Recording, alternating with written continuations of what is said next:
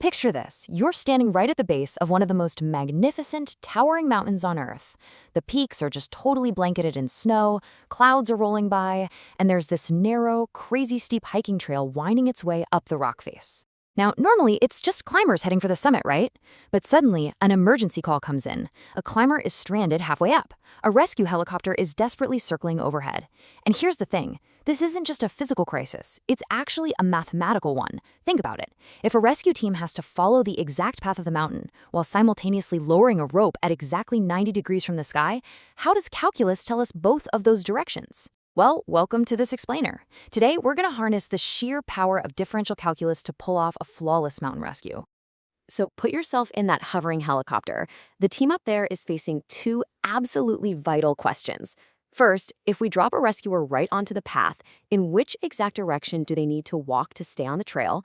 And second, in what precise direction should we lower the rescue rope so it drops completely straight down to the rock face?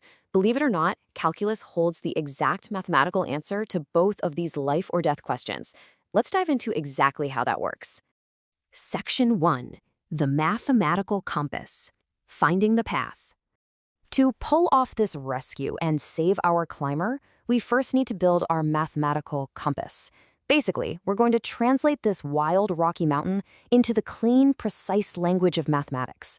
By treating that winding trail as a perfectly smooth, continuous mathematical curve, we instantly unlock the geometry of the entire landscape. Now, imagine you're standing on that trail.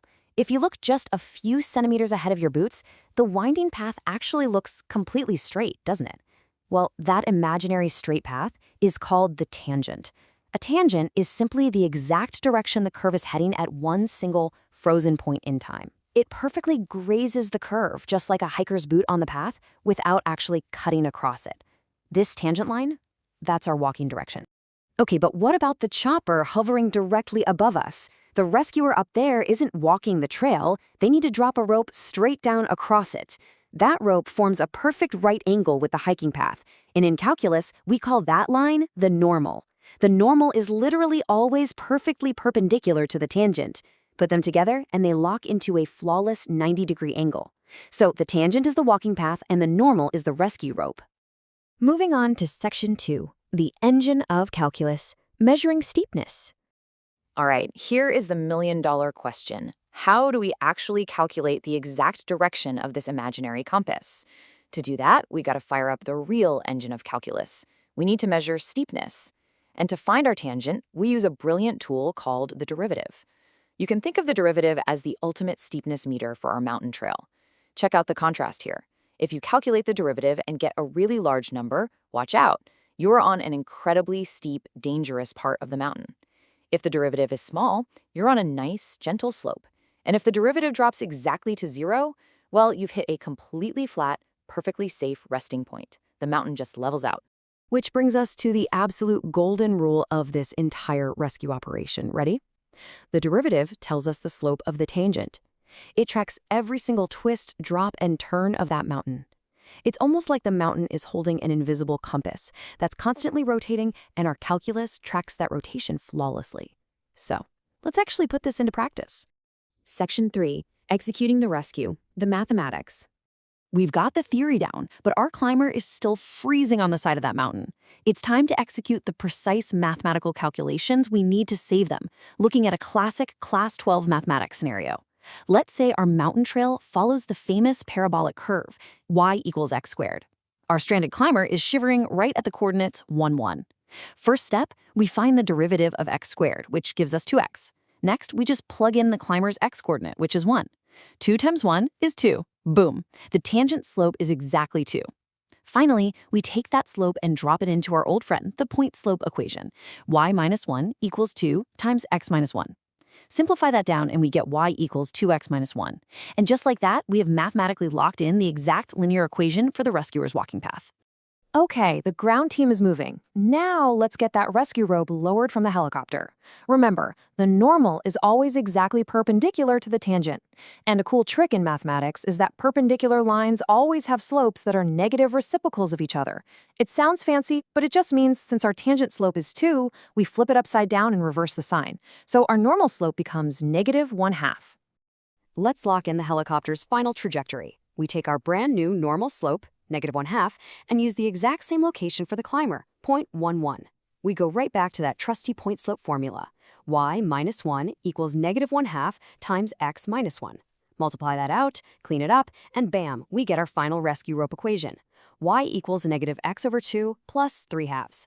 We did it. We just handed the helicopter pilot the precise mathematical trajectory they need to drop the rope. The climber is saved. Section 4, Curvature and Global Engineering. So the mountain rescue was a massive success, but the mechanics of steepness go way, way beyond just one snowy peak.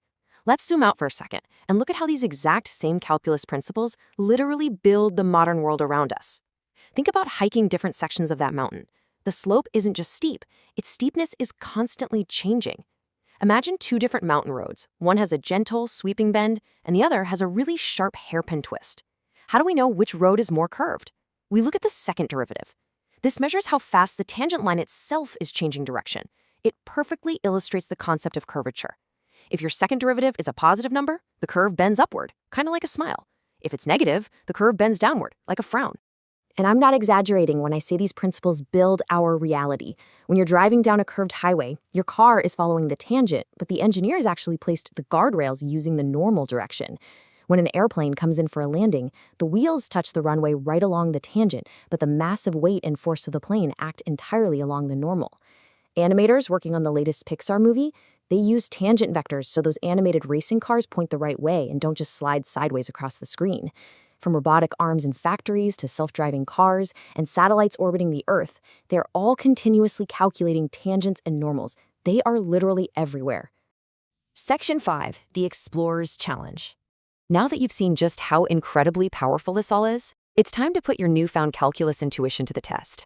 And seriously, whether you're gearing up for your CBSE board exams, JEE Main, CUET, or NDA, mastering these concepts visually is absolutely your secret weapon. So let's run a quick rapid-fire challenge. Try to shout out the answers before I do. Ready? Question 1. What's the line that just touches the curve? The tangent. Question 2. Which line sits perfectly perpendicular to it? The normal. Question 3. What exactly determines the tangent slope? The derivative. Question 4. If a tangent slope is 4, what's the normal slope? Remember, flip and switch. It's -1/4. And finally, what mathematical tool is the ultimate measure of steepness? The derivative. Outstanding job. I want you to remember today's rescue mission forever. When you hear the words differential calculus, please don't just picture a bunch of dusty equations on a chalkboard. I want you to picture climbing that massive, steep mountain. When you're walking along the winding trail, that is the tangent. When you drop a rescue rope straight down from the sky, that is the normal. And when you calculate just how intense and steep that cliff actually is, that is the derivative. The tangent always, always follows the curve, and the normal always stands boldly at exactly 90 degrees. Huge congratulations to you!